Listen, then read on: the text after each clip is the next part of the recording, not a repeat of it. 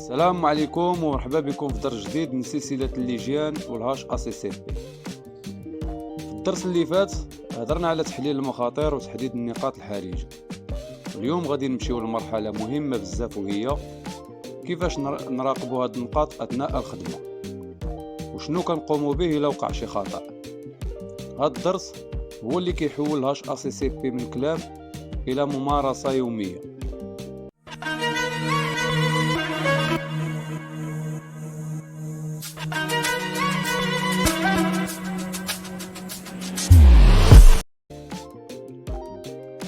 اولا، شنو هي المراقبه؟ المراقبه معناها ماشي غير نعرف الخطر، ولكن نكون حاضرين وواعيين اثناء الخدمه. الجزار المحترف كيراقب يديه، كيراقب الادوات، كيراقب المكان، كيراقب اللحم، يعني ما كيخليش الخدمه تمشي عشوائيه. ثانيا، المراقبه واش ضروريه؟ المراقبه ضروريه حيث الخطا يقدر يوقع في ثانيه، او لا حيت التلوث ما كيبانش ديما بالعين، او لا حيت الا ما تداركتيش الخطا في الحين ما يمكنش تصلحه من بعد. المراقبه هي اللي كتخليك تحمي اللحم، تحمي الزبون، وتحمي السمعه ديالك. ثالثا، كيفاش كنراقبوا النقاط الحرجه اثناء العمل؟ اول حاجه هي مراقبه الادوات، يعني السكاكين ديالك يكونوا نظافين، ولا شكيتي في شي حاجه موسخه خصك تغسلها ضروري ولا تبدلها. مراقبه اليدين، كل مرحله من المراحل ديما خصك تراقب اليدين ديالك، او لا تبدل الليغاس الا كنت تخدم بالليغاس. كل مره لمستي شي حاجه موسخه خصك تغسل يديك. كل مره خدمتي في الاحشاء خصك تولي تغسل يدك. يعني غسل اليدين ضروري، ماشي عيب. العيب هو انك تكون تخدم بعشوائيه، تقبض في المصارن وتولي تقبض في اللحم، تقبض في الهيدوره وتولي تقبض في اللحم بيدك موسخين، داك هو العيب. ثالثا، مراقبه المكان، يعني المكان اللي كتخدم فيه خصو ديما تراقبه يكون نقي، الارض ما يكونش فيها الدم ديما، وتخدم في شي بلاصه اللي تكون بعيده على الدبان. الا لاحظتي شي مشكل خصك توقف الخدمه وتنظف وعاد كمل الخدمه. مراقبه اللحم، خصك تراقب اللحم لربما يطيح، خصك تراقب اللحم من التلوث، واش بقى مده طويله في الحراره. اللحم هو الهدف النهائي واي شك خاص يتاخذ بجديه. رابعا، شنو هي الاجراءات التصحيحيه؟ لي زاكسيون كوريكتيف. الاجراءات التصحيحيه هي شنو غادي دير في الحين ملي وقع الخطا.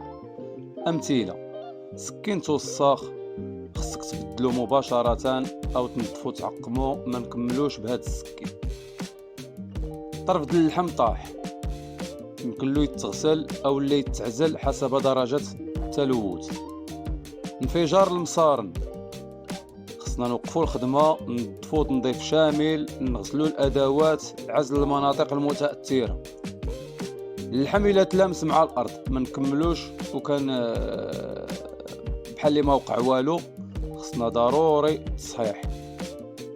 العقليه ديال الجزار المحترف، الجزار اللي كيطبق الهاش ACCP ما كيحشمش يوقف ويولي ينظف، وما كيقولش صافي غير خليها عادي، ما يستاهلش مع الخطا، يعني ما كيتساهلش مع الخطا. كيعرف باللي تصحيح الخطا في الحين يساوي احترافيه ماشي ضعف. الخلاصه الاخوان، في الدرس السادس تعلمنا المراقبه هي العين ديال الهاش ACCP، والاجراءات التصحيحيه هي الحل، واي خطا يمكن يتصلح في الحين. الا بغيتي تكون جزار محترف فعلا، راقب، صحح وكمل الخدمه بنظافه. نتلاقاو في الدرس الجاي ونتشوفوا الاخوان.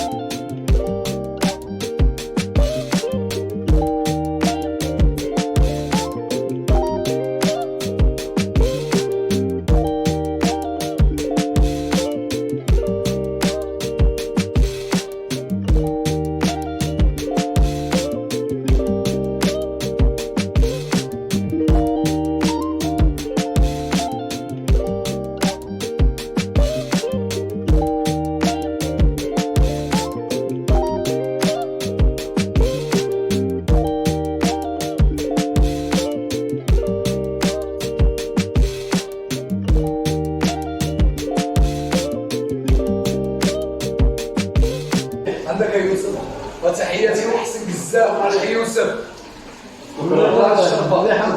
نقدم ايوب مسيكا.